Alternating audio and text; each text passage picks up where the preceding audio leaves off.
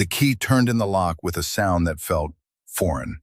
For 6 months, Liam Thorne's world had been the scent of sea salt and dust in coastal Portugal, the crisp rustle of architectural blueprints, the low hum of a construction site at dawn. This house, the one he shared with his wife Sarah, felt different now, colder. The air was still, holding a faint, cloying scent of pine cleaner that failed to mask an underlying dampness. He set his single carry-on bag down in the marble-floored entryway, the silence pressing in on him. "Sarah?" he called out. His voice was swallowed by the high ceilings of the foyer. "I'm home." No reply. A flicker of unease, sharp and unwelcome, traced its way up his spine.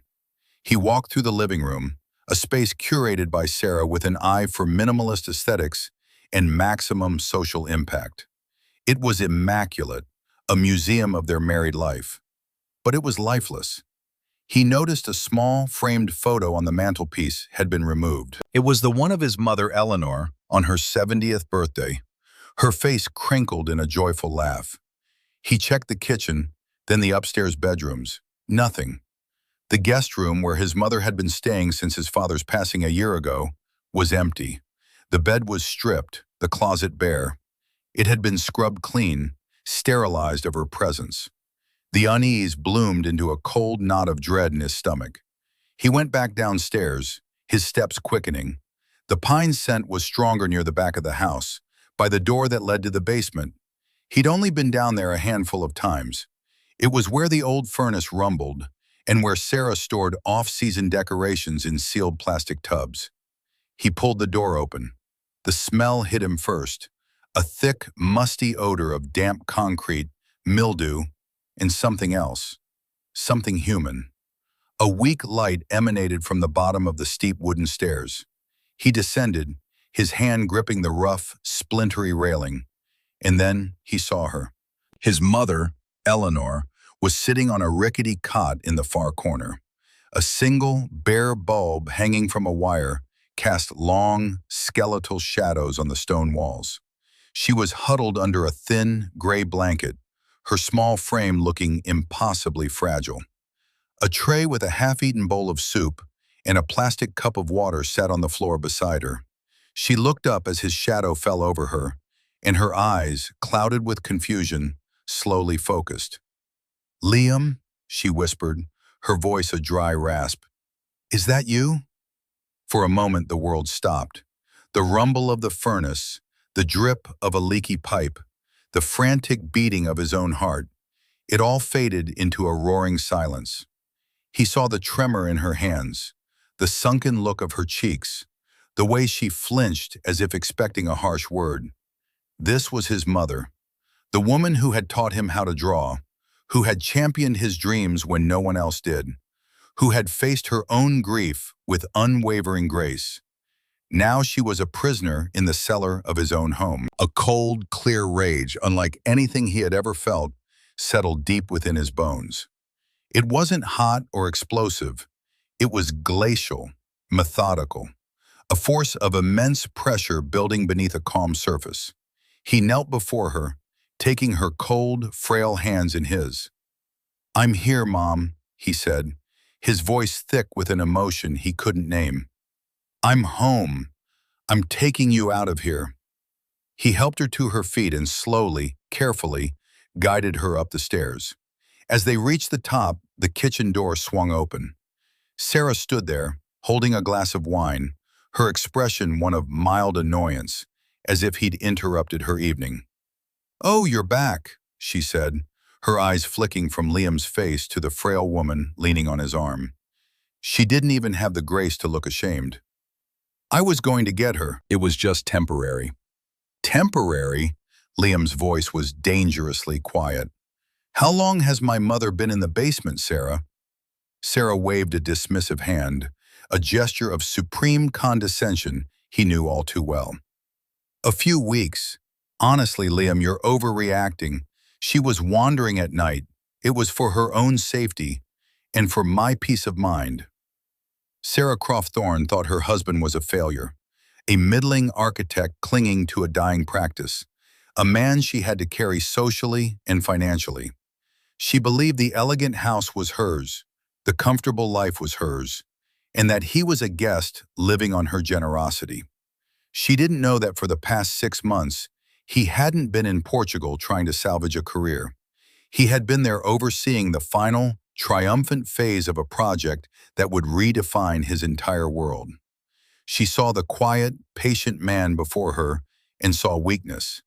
She didn't know she was looking at the silent architect of her own downfall. Within a week, the foundation of her perfectly curated life would crumble into dust. Before we watch that foundation crack, I'd love to know where you're all watching from today. It's amazing to see how far these stories travel. Drop your city or country in the comments below, and let's see our global community. And if you're ready to see how this unfolds, stick with me.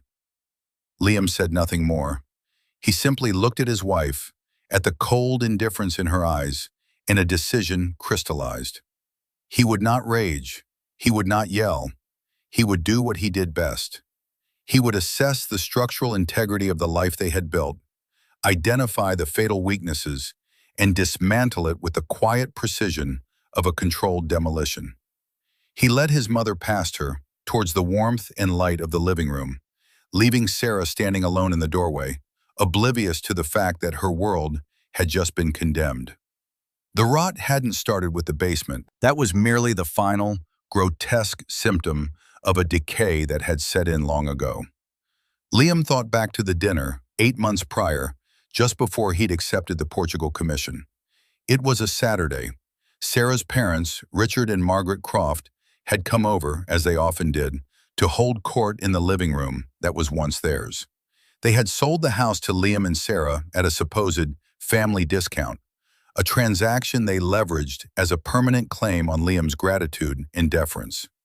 Richard, a man whose own business success was a lukewarm affair of inherited real estate, leaned back in the armchair that had been his for 20 years, swirling a brandy.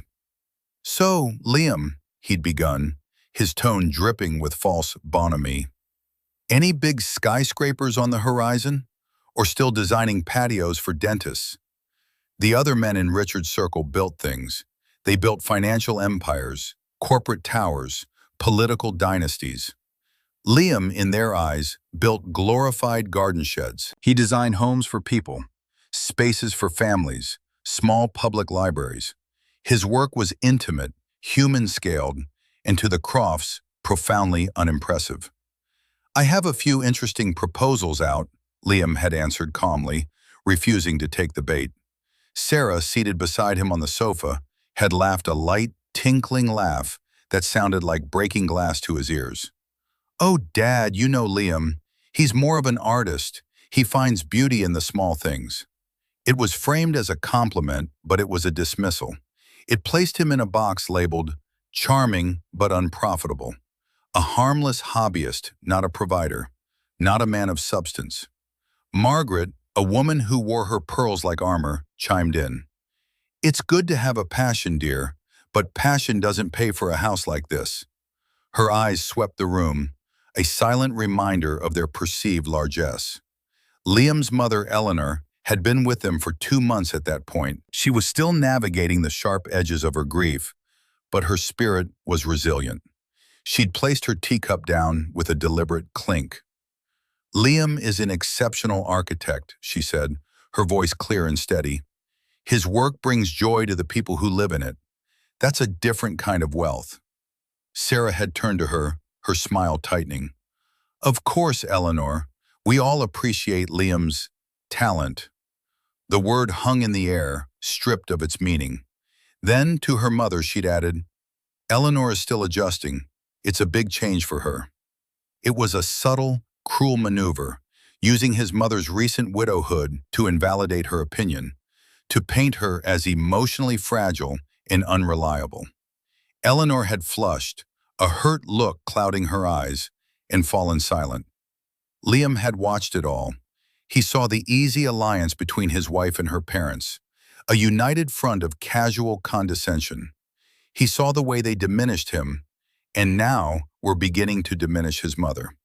He didn't argue. He didn't defend himself. He simply reached into the inner pocket of his jacket and pulled out a small, black moleskin journal. It was his constant companion, a place for sketches, ideas, and measurements. But it served another purpose. He opened it to a fresh page. While Richard droned on about a friend's son who had just made partner at a law firm, Liam made a note. He didn't write down the insults. He was an architect. He dealt in facts, in stresses and loads. He wrote, October 14th, dinner. R&M questioned career viability. S frames work as a hobby. E defends. S dismisses E, citing grief. It was a log, a dispassionate accounting of emotional debts and structural failures. He had started it a year into their marriage, a private ledger of 1,000 tiny cuts. Each entry was a hairline crack in the foundation of their relationship. He knew that one day he would have to assess the cumulative damage. That day he had looked at the smug, confident faces of his wife and her parents, and for the first time he had the feeling that a final, structural survey was coming sooner than he thought. He closed the journal and slipped it back into his pocket, a silent promise to himself. The numbers would all be tallied, the accounts would be settled, the building would be judged on its true integrity, not its polished facade. Now, back in the present, Liam carried that same methodical calm with him. He settled his mother in the sunlit guest room, the one that had been so coldly emptied. He brought her a tray with hot tea, toast, and a small bowl of fruit. He found one of her favorite sweaters, a soft cashmere cardigan, and draped it over her shoulders. He spoke to her in low, soothing tones, not about the basement, not about Sarah, but about Portugal. He described the color of the sea at dusk, the taste of the fresh-caught fish, the scent of the orange groves. He painted a picture of peace with his words, building a sanctuary for her in the wreckage of the last few weeks. Eleanor slowly began to thaw. The color returned to her cheeks, the light to her eyes. "It sounds beautiful, Liam," she murmured, sipping the tea. "You worked so hard." "It's finished now, Mom," he said, his hand covering hers. "Everything is taken care of. You just rest." Downstairs the storm broke. Sarah had been waiting, her anger simmering. The moment Liam entered the kitchen, she unleashed it. "How dare you?" she hissed, her face contorted with fury. "You walk in here after 6 months of nothing, no calls, no support, and you completely undermine me in my own house."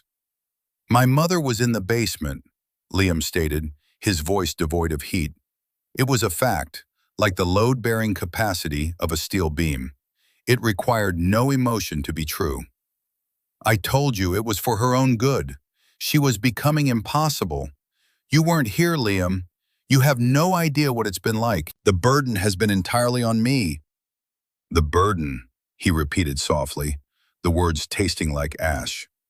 "The burden of caring for the woman who raised the man you married."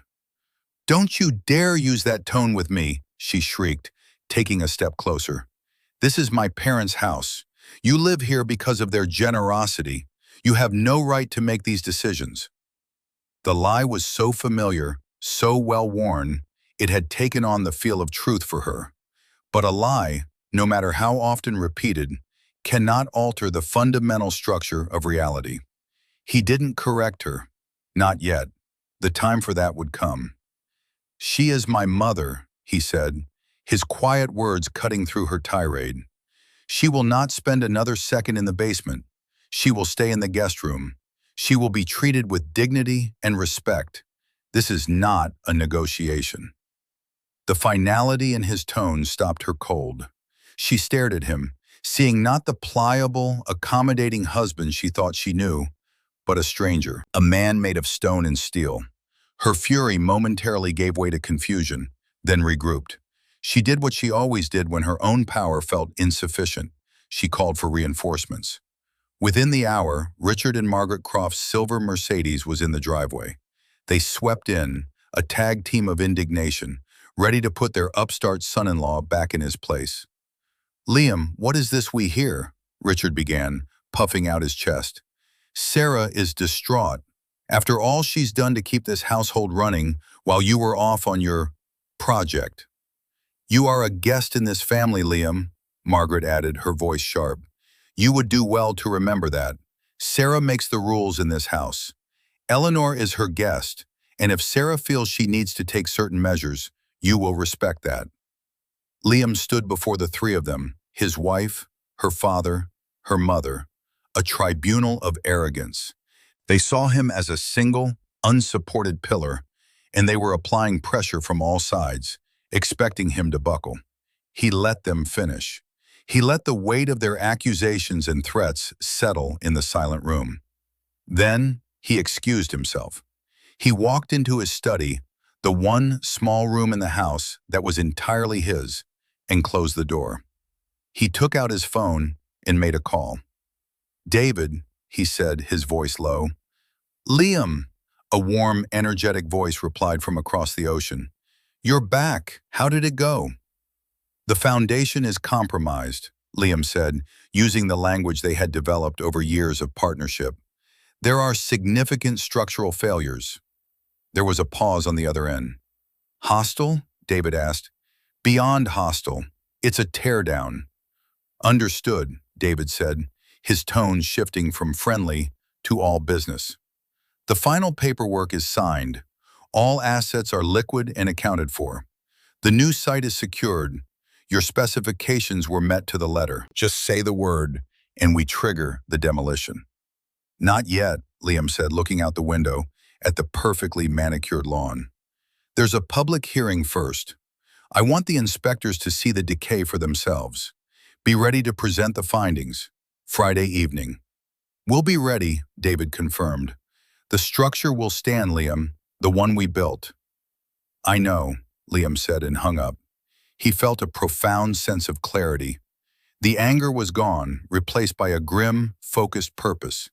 For years, he had been patching cracks, reinforcing weak points, trying to salvage the architecture of his marriage. But some structures are built on a faulty premise. They are rotten from the inside out. You can't save them. You can only step back, clear the site, and build something new, something honest, on solid ground. Sarah, sensing she had lost control of the narrative within her own walls, fell back on the strategy she trusted most, social warfare. She decided to host a dinner party. It was a brilliant move in her mind, a master stroke of passive aggression. The stated purpose, which she announced to Liam with a saccharine smile, was to officially welcome you home, darling. The real purpose was an ambush. She would invite her circle, the well-connected, the influential, the quietly judgmental.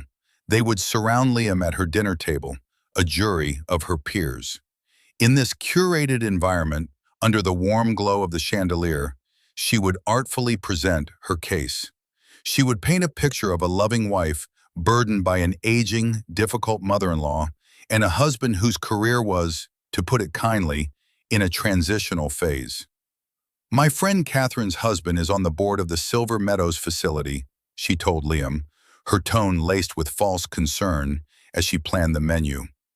It's not the most glamorous place, of course, but it's clean. And more importantly, it's something we can afford. The insult was perfectly delivered, a poisoned dart wrapped in velvet. We, she said, as if they were a team, but the implication was clear. His inability to earn was the reason they had to settle for less. Liam, who was sitting in the living room sketching in his journal, looked up. He met her gaze, his expression unreadable. For a moment, she felt a prickle of the same unease she'd felt when he'd first arrived. A sense that the man she was looking at was not the man she thought she'd married. But the feeling was fleeting, quickly overridden by her own confidence. He was cornered, and he knew it. What could he do? He had no resources, no allies, no power. A dinner party sounds lovely, Sarah, he said, his voice even. It will be good to see everyone. Smug satisfaction washed over her. He was folding, just as she knew he would. The fight had gone out of him. He was surrendering to the inevitable. She spent the next 2 days in a flurry of triumphant preparation, calling the caterer, selecting the wine, planning the seating chart to maximize Liam's isolation. She was the general deploying her troops for a final, decisive victory. The night before the party, a deep, unseasonable quiet fell over the house. Sarah had gone to bed early, confident and serene. Eleanor, exhausted from the emotional turmoil but safe in her comfortable room, was sound asleep. Liam was alone in his study. The room was his sanctuary, filled with books on structural engineering, art history, and urban planning. On his desk, under the warm light of a brass lamp, lay the black moleskin journal. He opened it, not to the recent entries, but to the very beginning. Page after page of notes, a meticulous chronicle of slights and condescensions. Referred to my practice as a charming diversion. Suggested I take a course in business management. Told her friends my artistic temperament makes me unreliable. It was not a document of anger. It was an architect's report, a survey of failings. He had been so focused on the cracks in his marriage that he had failed to see the slow, deliberate erosion of his mother's dignity. He had been patient. He had been accommodating. He had absorbed every blow, believing that love and commitment could somehow plaster over the faults. He was wrong.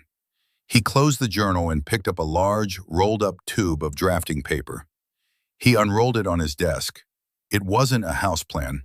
It was a stunningly complex, breathtakingly beautiful design for a massive public structure, rendered in exquisite detail.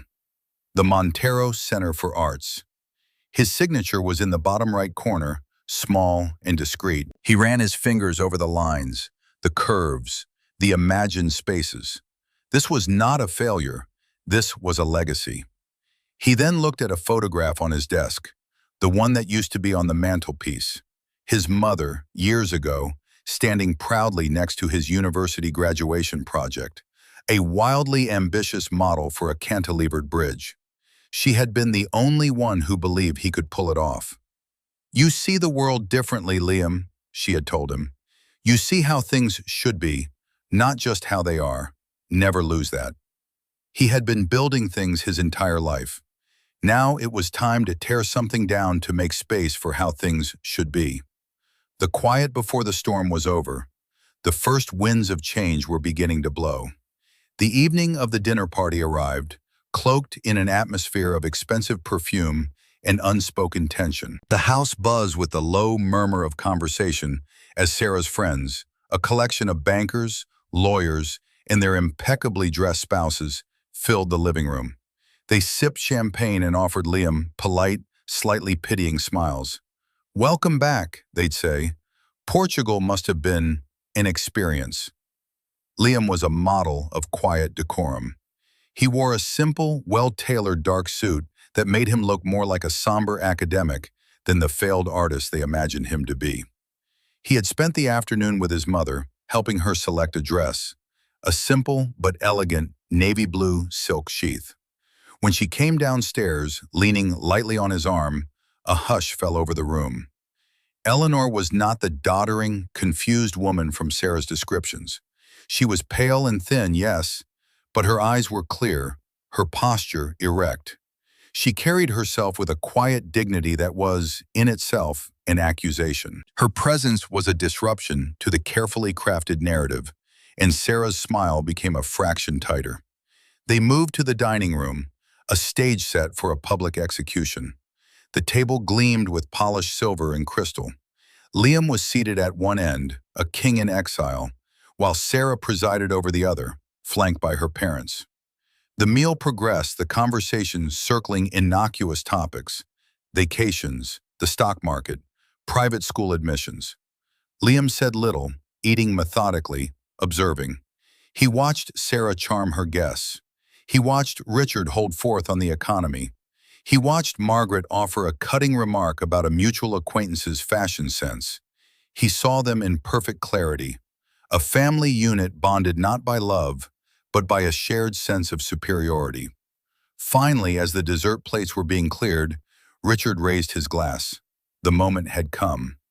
"If I could have your attention," he began, his voice resonating with practiced authority, "I'd like to propose a toast. to family. He paused, letting the word hang in the air. Family is about support. It's about facing challenges together. And in modern times, we face new and difficult challenges. His eyes flicked towards Liam. We have a duty to our elders, of course, but we also have a duty to the younger generation to ensure they aren't burdened beyond their capacity. He raised his glass higher. So I want to toast my daughter, Sarah, for her strength, her resilience, and for managing a very difficult situation with grace while Liam was away. The guests murmured their assent, lifting their glasses. Before they could drink, Margaret added her part. Her voice was softer, more insidious. Richard is right, she said, her gaze fixed on Liam. We all must do our part, and we understand that finances can be a strain. We've been talking to Sarah, and we want to help. We are all a family, after all. We can pool our resources to find a suitable, long-term solution for Eleanor. The trap was sprung. The offer of help was a public declaration of his inadequacy. They were boxing him in, using the social pressure of the room to force his hand. Then came Sarah's final, devastating move. She looked down the long table at Liam, her expression a perfect mask of sympathy. Liam, darling, she said, her voice dripping with pity. We all want what's best for Eleanor. I know you do. But with your current situation, we have to be realistic. We have to think about what's practical for everyone. The word failure was not spoken, but it echoed in the silence that followed. All eyes turned to him. The jury was waiting for his response. They expected him to argue, to get angry, to look flustered and defeated. Liam calmly placed his napkin on the table. He took a slow sip of water. He let the silence stretch, becoming heavy, uncomfortable. He looked at Richard, at Margaret, and finally at his wife. He had let them build their case. He had given them all the rope they could ever need. Now it was his turn to speak. Liam pushed his chair back slightly and stood up. He didn't loom. He simply occupied his space with a newfound stillness, a gravitational center in the swirling currents of the room. His eyes, clear and direct, met those of his father-in-law. Thank you, Richard, he began, his voice calm and measured, carrying easily to every corner of the silent room. Thank you, Margaret, and you, Sarah, for making your position so abundantly clear. He let that statement settle. It wasn't an agreement or a confrontation. It was an acknowledgement of fact. He then turned his gaze slightly, addressing the entire table. The guests shifted uncomfortably. This was not the script they had been expecting.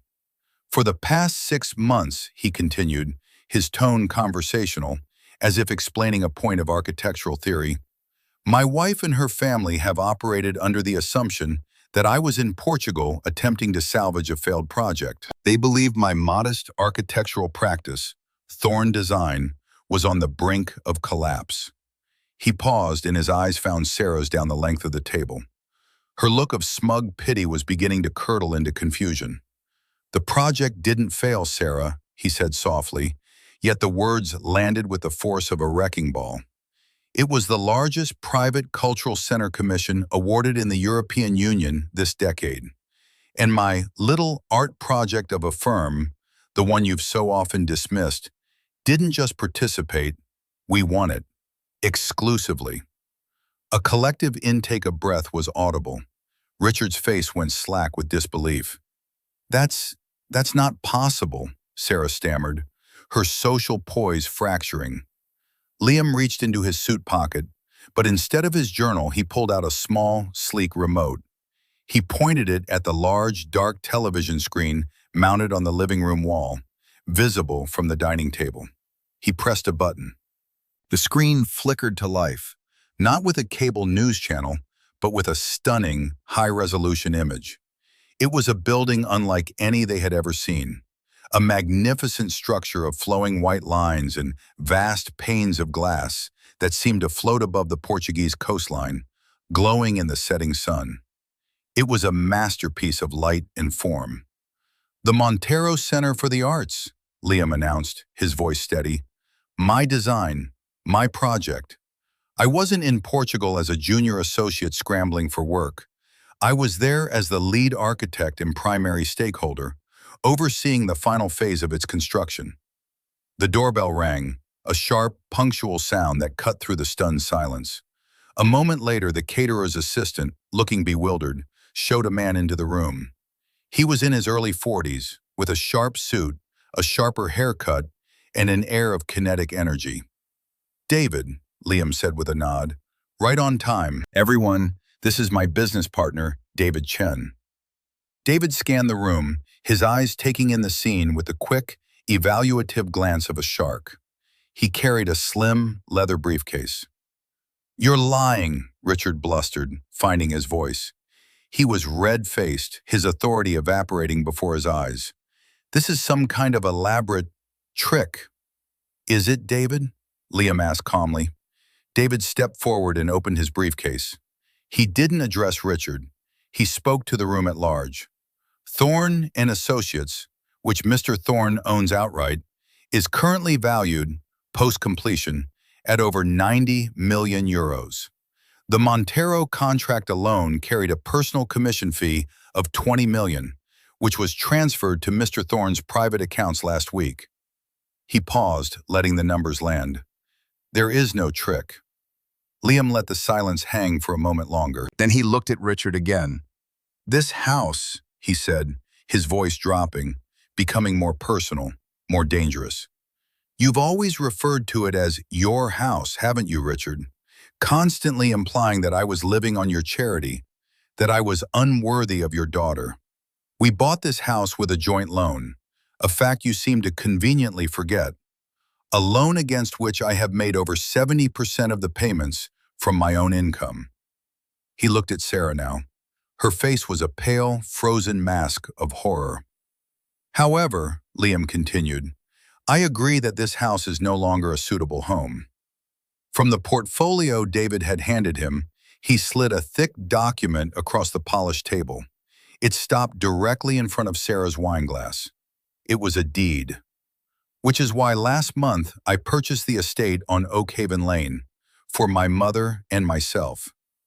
He held Sarah's gaze, his own unwavering. You might remember it. You pointed it out to the realtor just before I left. You called it your dream house, then laughed and said it was a place we could never in a million years afford. It seems your assessment of my affordability was flawed. The silence that followed was absolute. It was not a comfortable silence, but a vacuum, sucking all the air and warmth from the room. The faces of Sarah's friends were a gallery of shock and dawning horror. They were not merely witnessing a family argument. They were witnessing a complete, brutal inversion of a social hierarchy they understood as immutable. Sarah stared at the deed on the table as if it were a venomous snake. Oakhaven Lane, the sprawling, modern glass and cedar home overlooking the ravine. A home featured in design magazines. A home that represented the zenith of the very status she so desperately craved. And he had bought it, without her, for his mother. Liam, she whispered, the name a ragged, desperate sound. This is a joke. It has to be. It's a cruel, terrible joke. David Chen, who had remained standing like a silent, well-dressed sentinel, finally spoke. His voice was devoid of all emotion, a simple delivery of fact. Miss Croft, he said, his use of her maiden name a deliberate, surgical cut. Mr. Thorne does not joke about his work or his finances. The funds were transferred from our Zurich office yesterday afternoon. The property is his. The company is his. The success is his. Richard and Margaret looked as if they had been turned to stone. All the bluster, all the condescending authority had vanished, leaving behind two pale, sagging faces. They looked old. The guests, sensing the social fabric had been irrevocably torn, began their retreat. It started with a cough, a glance at a watch.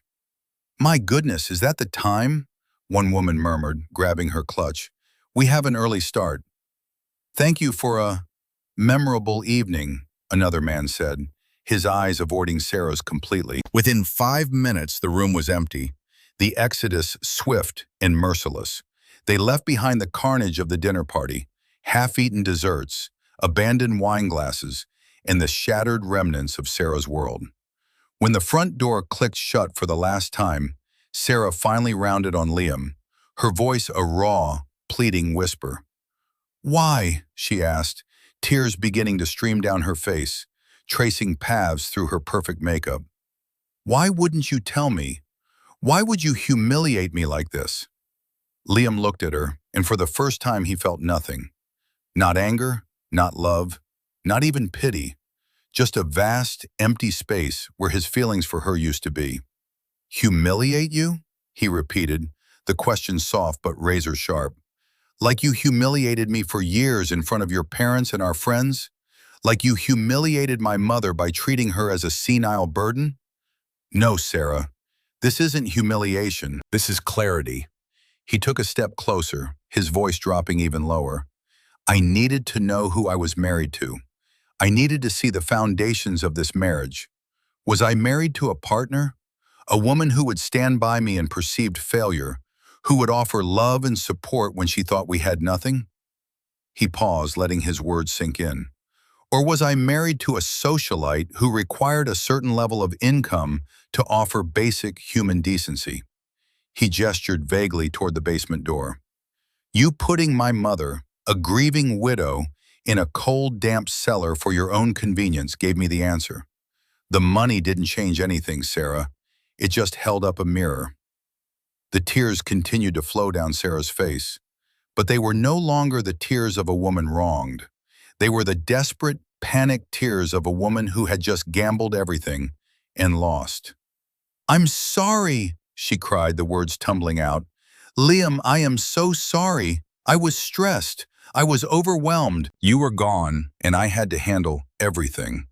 I didn't know what to do. I didn't know."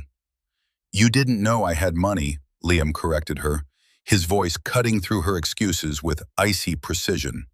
"That is the only variable that has changed. The cruelty was always there. The condescension was always there. The money just made it impossible for you to hide it anymore." He walked past her to the head of the dining table, to the seat Richard had occupied. He placed his hands on the back of the chair, his posture calm, his authority absolute. David Chen, ever efficient, placed a slim file folder on the table in front of him. Liam slid it across the polished wood. It stopped just before it reached Sarah. What is this?" she asked, her voice trembling. "Divorce papers," Liam stated, "and a settlement offer. I suggest you read it carefully." Sarah stared at the folder, her breath catching in her throat. Her parents, shocked back to life, surged forward. "Divorce!" Richard bellowed, a shadow of his former bluster returning. "You can't be serious. After everything this family has done for you, you can't just throw it all away." Liam finally turned the full force of his cold anger on his father-in-law. "This family?" he shot back, his voice no longer quiet but ringing with power. "What has this family done? You have mocked my ambition. You have belittled my success. You have encouraged your daughter's worst, most shallow instincts. You stood by and watched her emotionally abuse my mother, and you did nothing. In fact, you applauded it. You are not family. You are enablers. You are the architects of your own daughter's moral bankruptcy." He turned back to Sarah, who was now sobbing uncontrollably. "I will not have my name, or my mother's future, associated with a woman who would lock an elderly person in a basement because it was inconvenient to have her upstairs. I will not have my success used to fund a lifestyle for someone who only values me for my bank account." The settlement offer was, as David had advised, legally fair. It was not generous. It did not account for the future earnings of his now global firm. It gave her what she was strictly entitled to from their shared assets during the marriage, minus the house he had already proven was purchased predominantly with his funds and was now being superseded by a new, sole-owned property. It would leave her with enough to start over, but not enough to maintain the lifestyle she had come to see as her birthright. "Sign the papers, Sarah," Liam said, his voice dropping back to that calm, implacable tone. "Sign them, and this all goes away quietly. You can tell your friends we simply grew apart. I will not contest it. But if you refuse, if you fight me, I will make sure the full story comes out. I will let my lawyers paint a very public, very detailed picture of exactly what you did to my mother. Every friend you have, every connection you value, will know the truth. The choice," he concluded, looking at the woman who was now a stranger to him, "is entirely yours." Margaret looked at her daughter's devastated face, then at Liam's unyielding expression. She saw the checkmate. She knew, with a certainty that chilled her to the bone, that they had underestimated the quiet man their daughter had married. They had mistaken patience for weakness and integrity for a lack of ambition. And now they were all going to pay the price. 3 months later, the world was a different color. The oppressive grays of the old house had been replaced by the warm, bright whites and natural woods of the estate on Oakhaven Lane. Sunlight streamed through floor-to-ceiling windows, illuminating dust motes dancing in the air like tiny, joyful sprites. The house itself was a testament to Liam's philosophy. Clean lines, open spaces, a seamless integration between the inside and the outside. It was a place designed for breathing. In the sprawling back garden, which sloped gently toward a ravine filled with old-growth trees, Eleanor Thorne was on her knees, her hands deep in the rich soil. She was planting roses, David Austin roses, with names like The Generous Gardener and Tranquility. A wide-brimmed hat protected her from the sun, and a smudge of dirt on her cheek gave her a look of youthful vigor. She looked 10 years younger, the frail, haunted woman from the basement, a distant, nightmarish memory. She hummed a tune as she worked, a sound of simple contentment that was more beautiful to Liam than any symphony. Liam stood on the terrace, a mug of coffee in his hands, watching her. He had converted a section of the ground floor with a northern exposure into a bright, airy studio for her. Her canvases and paints, which had been packed away in storage for over a year, were now out, and she had begun to paint again, her colors bold and full of life. Their life here was quiet, punctuated by the easy rhythm of shared meals and comfortable silence. Justice, he was learning, was not a loud, dramatic event, but the quiet, steady work of restoration. Miles away in a different part of the city, Sarah's world was a different color too. It was the color of beige cubicle walls and the harsh, fluorescent lighting of a mid-level corporate office. She had signed the divorce papers. Her lawyer had told her it was the only sane choice. The settlement had been enough to secure a small, sterile apartment in a characterless high-rise and a sensible used car.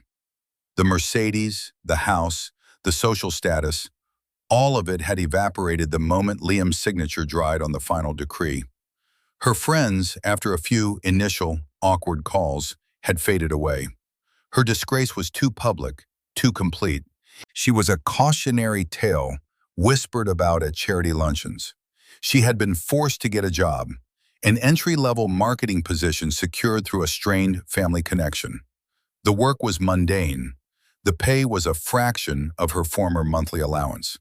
One evening after work, she stood in front of the small bathroom mirror in her apartment. She looked at her reflection, at the woman with the tired eyes and the ill-fitting blazer. For the first time in her life, she was seeing herself without the flattering filter of wealth and status. She saw a woman who had been given everything, a loving husband, a comfortable life, and had squandered it all in pursuit of an empty illusion. The arrogance was gone, replaced by a hollow ache of regret. She was a stranger to herself, and the introduction was excruciating. Her parents, Richard and Margaret, had retreated into a self-imposed exile. The story of the dinner party had spread through their social circle like a virus. While Liam had kept his promise of a quiet divorce, the guests had not been so discreet. The Crofts were no longer seen as pillars of the community, but as cruel, foolish people who had been undone by their own hubris. Their phone rang less often. Their invitations dwindled. They were left with their large, empty house and the bitter taste of social irrelevance. They had built their world on a foundation of appearances, and now that the facade had crumbled, they found there was nothing left inside. Liam stood on the expansive, cantilevered balcony that extended from his study, looking out over the lush green of the ravine as the sun began to set, painting the sky in hues of orange and violet. The air was cool and clean. He heard footsteps and turned to see David Chen walking toward him, holding 2 glasses of whiskey. "To the new headquarters," David said, handing him a glass. "Best commute I've ever had." Liam had given David a suite of rooms in the house to use as a base of operations when he was in the country. Liam smiled, a genuine, relaxed smile that had been absent from his face for years. "To partnership," he replied, clinking his glass against David's. They stood in silence for a moment, appreciating the quiet and the view. "New proposal came in today," David said. "A museum of modern art in Dubai. They saw the Montero Center. They want you, only you." A few months ago, that news would have sent a jolt of anxious ambition through him. Now he just nodded, a sense of calm acceptance settling over him. "We'll look at it tomorrow," he said. He thought back to the storm, to the dinner party that felt like a lifetime ago. He felt no lingering anger, no sense of vengeful triumph. Vengeance was a fire that consumed everything, leaving only ash. What he felt was a profound, grounding peace. Justice, he had discovered, wasn't about tearing the other person down. It was about building your own life up, on your own terms, according to your own blueprints. It was about restoration, restoring his mother's health and happiness, restoring his own self-respect, restoring a moral balance to his small corner of the world. He had faced a choice, to meet cruelty with cruelty or to rise above it.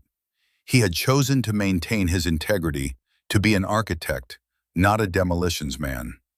A voice, clear and strong, drifted up from the garden below. "Liam, the light is perfect. Come see these colors." It was his mother.